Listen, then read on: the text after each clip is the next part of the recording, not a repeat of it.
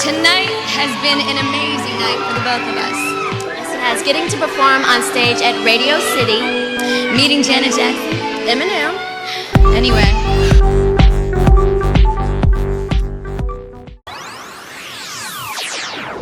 The music industry is not known as a fight-free paradise, especially with the pop girlies. But just forget about Olivia and Sabrina, Katie and Taylor, Azalea, and the whole world, I guess. Today's tale begins in the not-so-distant year of 1992, when the pop princess Britney Jean Spears and the voice of a generation Christina Maria Aguilera first met. The Mickey Mouse Club was the starting point of a new era with artists that would be the faces of the following decade, like Justin Timberlake, Ryan Gosling, and of course, Christina Aguilera and Britney Spears. Let's get into this not-so-friendship. This is a story about Mona Lisa. That was her name, Mona Lisa.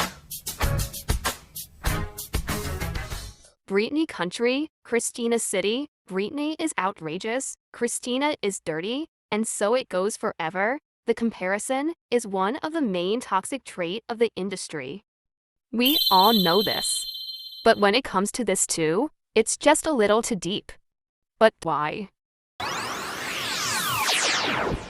The media comparison really kicks off when both Britney and Christina debut their solo singles within a matter of months.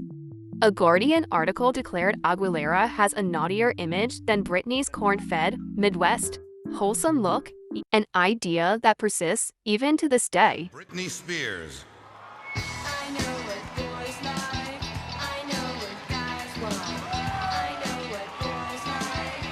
I got what boys like. When Britney released her sexiest work to date, I'm a Slave for You, she was acclaimed, even being compared to Prince if he was a teenage dancer.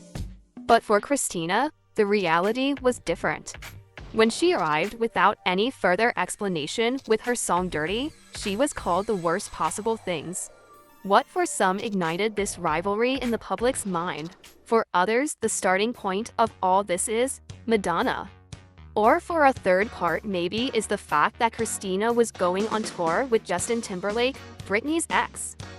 The things is, beside all the theories and the gossip, this come from the simple fact that they are two girls in the industry, growing up in the public eye, with different images and different references. About the Madonna theory, some believe that Christina went home really pissed that night after her kiss was totally replaced for the curiosity for Justin Timberlake's reaction to the Britney's Madonna kiss. In 2003, about the rehearsals for that iconic VMA performance with Madonna, Christina says about Britney, "Every time I try to start a conversation with her, well, let's just say she seemed nervous the whole time. She seems to me like a lost little girl, someone who desperately needs guidance," which increased rumors that they didn't like each other. Britney's response didn't take long to arrive. Shortly after she said she comes up to me in a club in front of all these people and tries to put her tongue down my throat, as proof that the lost girl wasn't her. After that, the imaginary rivalry had become real, with interviewers playing of bringing and taking informations that were not always true in its roots, which encouraged the two to speak about each other in a less polite manner. But later it was revealed that Christina sent a gift to Britney after she gave birth, making Spears confess that she would love to be close with Aguilera again in her blog. And some articles that same year confirmed that Britney wrote Christina a letter full of compliments. But in 2008, things seems to change a little when Christina said, "It must have seemed as if we were competing with each other. But in reality, Britney is someone that I used to hold hands with. We were silly little girls together talking about the Mickey Mouse Club and the early days in the careers of both." As a way to put herself in a friendly place for Britney, after Tina made some comments about Britney's love life earlier. Know her boyfriend. I don't know her anymore, so no comment. I wish them the best. In 2012, Aguilera stated that we were very close and our paths have always crossed, and interestingly, they will continue to cross. Britney stayed away from making any comment about it, of course, other than praising Christina singing a children's song in the style of Oops, I Did It Again in a talk show. But recently something changed. Britney released her book, and many things were revealed. In that story, she said she thought Justin and I should get back together, which was just confusing, given how negative she'd been elsewhere. Even if they weren't trying to be cruel, it felt like they were just pouring salt in the wound. Why was it so easy for everyone to forget that I was a human being vulnerable enough that these headlines could leave a bruise? In this quote, Spears is talking about the Aguilera and Timberlake cover for Rolling Stones.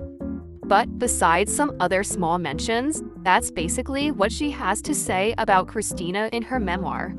What intrigued the public, since Britney seemed really disappointed with ex-Tina during the Free Britney movement. As of 2025, Spears and Aguilera appear to have put their past different behind them. While they may not be close friends, they seem to have developed a mutual respect for each other. Between one shade and another, they supported each other's in some way. And that's the prime example of what a misogynistic industry can do to two young artists. Thank you for watching, stay safe, subscribe and bye.